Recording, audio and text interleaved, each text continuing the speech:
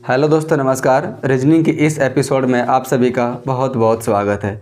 तो हम लोग पढ़ रहे हैं रीजनिंग, और इस लगातार रीजनिंग की सीरीज़ में अगर आप इस क्लास को कर रहे होंगे तो आपको बहुत मज़ा आ रहा होगा। आप किसी भी एग्ज़ाम की तैयारी कर रहे होंगे, डिफेंस एग्ज़ाम से रिलेटेड, मैं उन सारे एग्ज़ामों में आने वाले रीजनिंग को नास्ते नाबूद कर रहा हूँ यहाँ पे। तो देखिए, पहला क्वेश्चन आपको स्क्रीन पे विजिबल हो रहा होगा।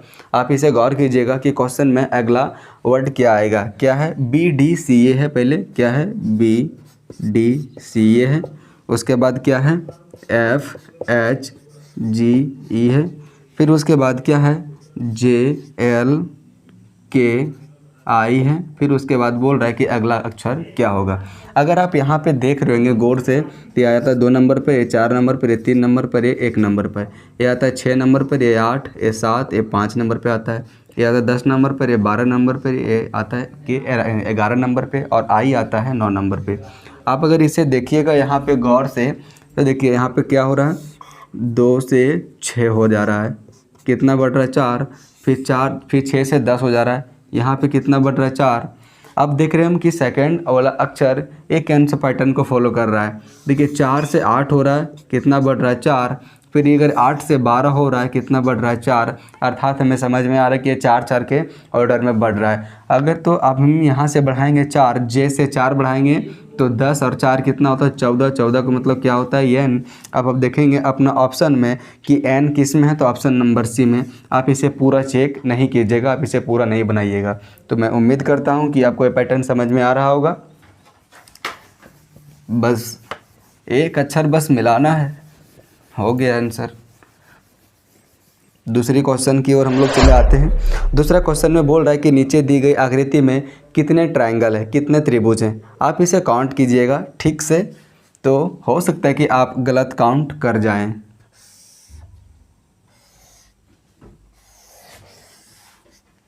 ऐसे करके है।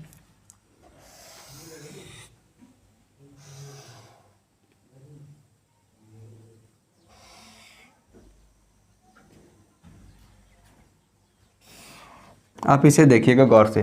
देखिए यहाँ पे कितना ट्रायंगल हो रहा है। पहले 1, 2 और एक बड़ा वाला, कितना हो रहा है? 3 ट्रायंगल इसमें हो गया। ठीक है, 1, 2 और एक बड़ा वाला, 3 ट्रायंगल हो गया। फिर 4, 5, 6, मतलब 1, 2, 3 यहाँ पे हो गया, 3 और 3 6 हो गया, है ना। अब यहाँ पे आप देखिएगा एक ठो ए वाला बड़ा वाला ट्रायंगल है, कितना हो गया? एक ट्रायंगल आप और जोड़ दीजिए, तो 3, 3, 6 और एक 7। आप देखेंगे अपना ऑप्शन में, क्या ऑप्शन में आपको 7 नज़र आ रहा है? बिल्कुल आपको 7 नज़र आ रहा है। क्या आप ऑप्शन में 7 ठोक के आइएगा, 7 लगा के आइएगा? तो नहीं, तो फिर आपका बिल्कुल आंसर गलत हो जाने वाला है। आप यहाँ पे ज़रूर आप एक चीज़ और देखिएगा कि जो ए वाला गया है यहाँ पे मेरे भाई, एक ट्रायंगल यहाँ पे और बन रहा है। ये वाला कॉम्बिनेशन से मैं अगर नाम दे दूँ ABC, तो ABC एक और ट्रायंगल बन रहा है। कितना हो गया? 8 हो गया। अब आप देखेंगे कि इसके बाद और कोई ट्रायंगल इसमें नहीं बन रहा है, तो इसका क्या हो जाएगा? ऑप्शन नंबर बी आंसर हो जाएगा।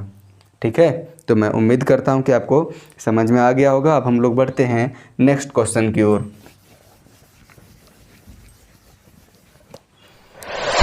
देखिए नेक्स्ट क्वेश्चन क्या बोलता है। बोल रहा है कि निम्न में से ऑड ऑन आउट को आपको चूज आउट करना है। ए के नीचे लिखा हुआ 1, डी के नीचे 4 नज़र आपको आ रहा होगा, और ई के नीचे 6 और एफ के नीचे भी 6 नज़र आ रहा होगा।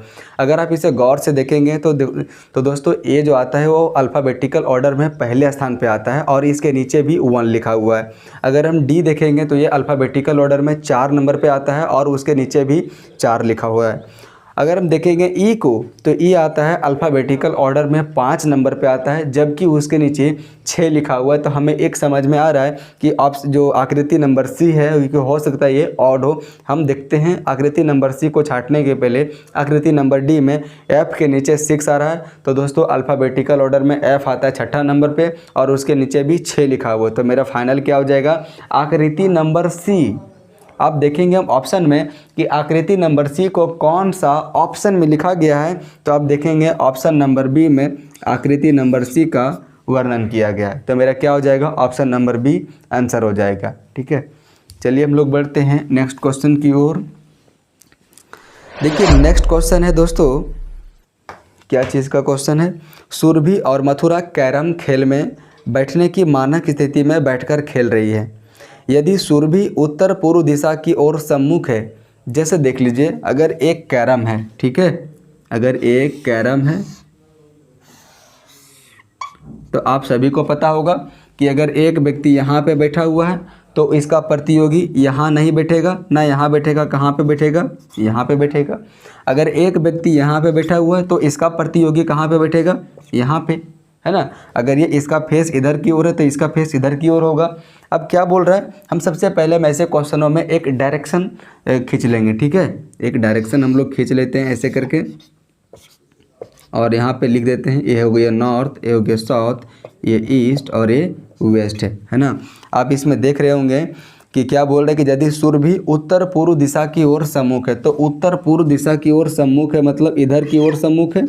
इधर की ओर सम्मुख कब होगा, मतलब कि जो सुरभि का फेस उत्तर पूर्वी की ओर कब होगा, जब वो बैठेगी यहाँ पे, जब वो सुरभि, मैं यहाँ पे लिख देता हूँ सुरभि, जब वो सुरभि बैठेगी यहाँ पे तब इसका फेस इधर की ओर होगा। तो अगर सुरभि बैठी यहाँ पे तो इसके प्रतियोगी कहाँ पे बैठी होगी, यहाँ पे बैठी होगी।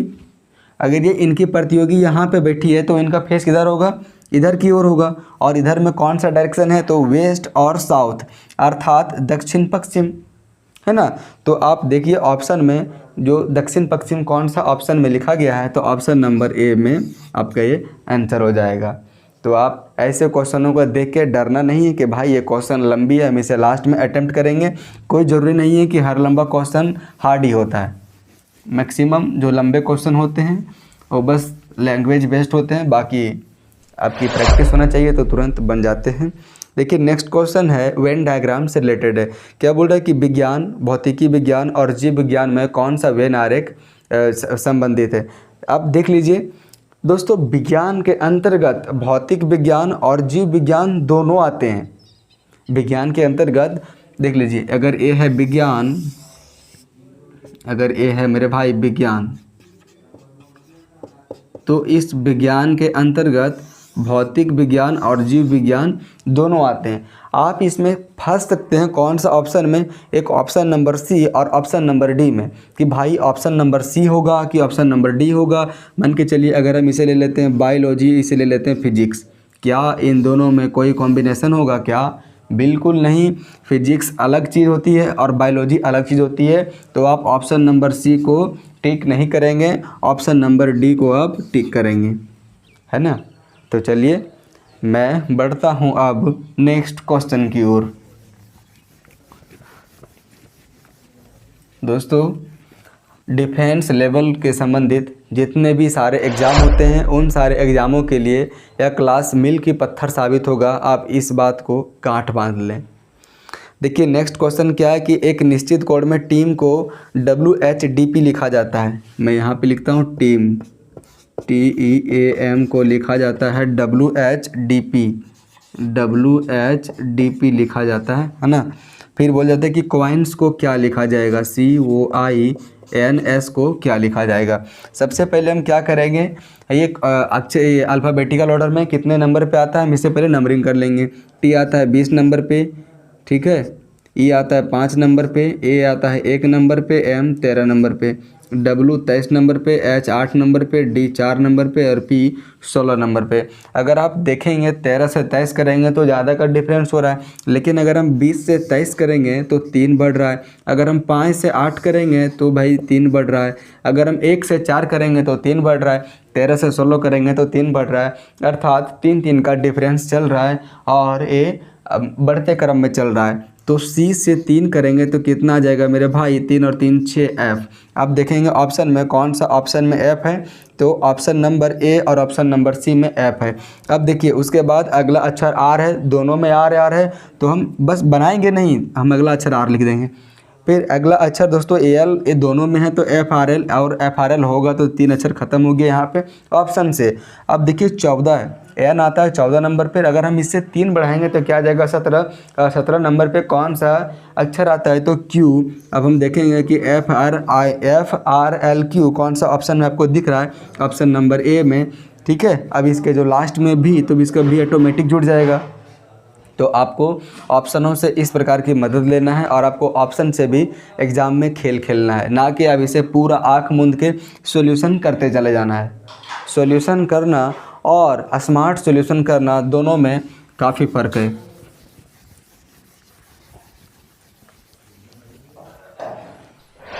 देखिए नेक्स्ट क्वेश्चन क्या है, यदि किन को KIN को PRM लिखा जाता है। ठीक है, अब देखिएगा यहाँ से किन को KIN को क्या लिखा जाता है, तो PRM लिखा जाता है। तो फिर बोल रहा है कि थ्रेड को क्या लिखा जाएगा, THREAD को क्या लिखा जाएगा। देखिए के आता है मेरे भाई 11 नंबर पे, ये आता है 9 नंबर पे, 14 नंबर पे, 16 नंबर पे, 18 नंबर पे, 13 नंबर पे। अगर आप देखेंगे यहाँ पे, अगर हम यहाँ से करते हैं 14 2 16, फिर 9 से 18 करना पड़ेगा, फिर यहाँ पे 2 बढ़ रहा है, अर्थात मुझे यहाँ से डिफरेंस लेना गलत साबित हो सकता है। अब हम देखते हैं डिफरेंस लेके यहाँ से। देखिए 11 और 16 को देखते हैं, हमें एक चीज़ समझ में आ रहा है कि इन दोनों का जोड़ कितना आ रहा है 27, और अगर किन्हीं दो अक्षरों का जोड़ 27 आ रहा है, अर्थात आप समझ जाइए कि वो एक दूसरे के अपोजिट है, विपरीत है। अगर हम देखेंगे कि 9 और 18 को जोड़ने पर भी कि कितना आ रहा है 27, अर्थात I और R एक दूसरे का अपोजिट है। और तो यहाँ पे 14 और अगर आप 13 को भी जोड़ दीजिएगा तो 14 और 13 को जोड़ने पर 27 आता है, और ये भी एक दूसरे का अपोजिट है। हमें एक चीज़ समझ में आ गया। तो यहाँ पे देखिए T कितने नंबर पे आता है, 20 नंबर पे, H 8 नंबर पे, R 18 नंबर पे, E 5 नंबर पे, ए आता है 1 नंबर पे, और डी आता है 4 नंबर पे। अगर हम इसका देखेंगे अपोजिट वर्ड, तो देखिए 20 तो 27 में कितना कम है 7, तो 7वां नंबर पे कौन सा अक्षर आता है, तो जी। आप देखिएगा ऑप्शन में तो सारे के सारे पहला का पहला अक्षर जी है। अब नेक्स्ट है 8, है ना, तो अब 8 में कितना जोड़ दें कि 27 आ जाएगा, तो 19 जोड़ देंगे। अब 19 में कौन सा अक्षर होगा, यस। अब फिर अब देखेंगे अपने ऑप्शन में कि जी और एस किस में है, तो G S option number A cut गया, है ना।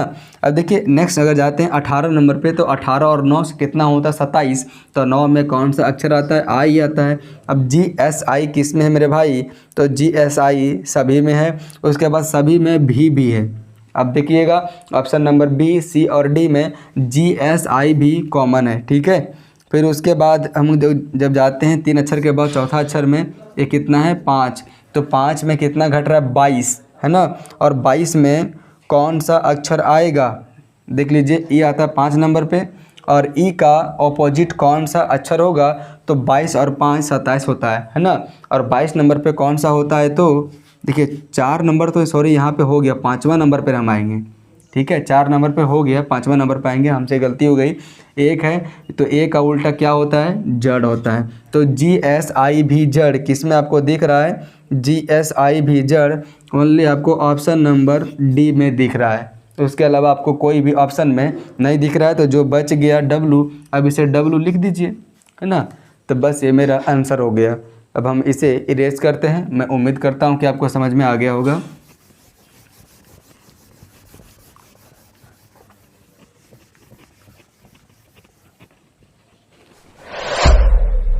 देखिए नेक्स्ट क्वेश्चन क्या है। देखिए ये जो नेक्स्ट क्वेश्चन है बहुत ही दमदार, जानदार, शानदार, धमाकेदार, जो भी आप कह लीजिए, वो सारे के सारे हैं। आप इस पैटर्न को बस देख लीजिए। मेरा इस क्वेश्चन को लाने का उद्देश्य वही था। देख लीजिए यहाँ पे सबसे पहले आपको क्या दिख रहा है 19 के में, फिर ब्रैकेट 413, फिर उसके बाद आपको दिख रहा होगा 22। आप सबसे पहले क्या कीजिएगा, इस क्वेश्चन में आप अपना दिमाग लगाना बंद कीजिए। आपसे सॉल्यूशन नहीं होगा, उम्मीद है। बाकी हो सकता है कि अगर आप ज़्यादा इंटेलिजेंट है, इस तरह के क्वेश्चन में प्रैक्टिस किए होंगे, तो आप इसे सॉल्यूशन कर सकते हैं। आप पहले क्या कीजिएगा 22 और 19 को जोड़ दीजिएगा। कितना आ गया, 9 2 11, 2 1 3 1 4, 41 आ गया। और ब्रैकेट में कितना लिखा हुआ है 413, तो पहले 41 लिख देंगे। और हम फिर इन 41 में 4 और 1 का डिफरेंस कर देंगे। तो 4 और 1 का डिफरेंस कितना आता है 3, यहाँ लिख देंगे 3। दूसरे नंबर में आते हैं क्या है 11 और 32 है, ठीक है। तो 32 और 11 को अगर हम जोड़ेंगे तो कितना आ जाएगा, 32 और 11 को अगर जोड़ेंगे तो 2 1 3 3 1 4 कितना आ जाएगा 43। तो सबसे पहले देखिए 43 लिखा हुआ है। फिर इन दोनों के बीच में डिफरेंस कितना, 4 और 3 के बीच में 1 का डिफरेंस है, तो आप लिख दीजिएगा 1। देखिए 431 भी आपको दिख रहा होगा ना। अब हम लाते हैं लास्ट वाले क्वेश्चन में। पैटर्न तो समझ में आपको आ गया। कितना है 42 और 12 है। सबसे पहले 42 और 12 को जोड़ेंगे, कितना आ जाएगा 54। और सबसे पहले हम 54 लिख देंगे। और इस 5 और 4 के बीच में डिफरेंस कितना 1 का, तो फिर हम यहाँ पे 1 भी लिख देंगे। अब देखिए 541 आपको कौन सा ऑप्शन में नज़र आ रहा है, तो ऑप्शन नंबर बी में आपको नज़र आ रहा होगा। देखिए कितना खतरनाक क्वेश्चन है, धमाकेदार क्वेश्चन है। तो चलिए मैं इसे अब इरेज करता हूँ।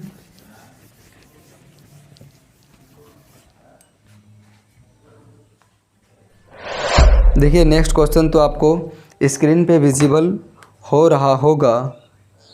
नेक्स्ट क्वेश्चन क्या है, VTLS, और ये आज का अंतिम क्वेश्चन होगा। क्या बोल रहे हैं, VTLS में से ऑड ऑन आउट का पता लगाएं। देखिए आप इसमें से क्या क्या चेक कर सकते हैं। आप इसमें से एक कि कौन सा नंबर सम संख्या पे आ रहा है और कौन सा नंबर विषम संख्या पे आ रहा है, आप इसे चेक कर सकते हैं।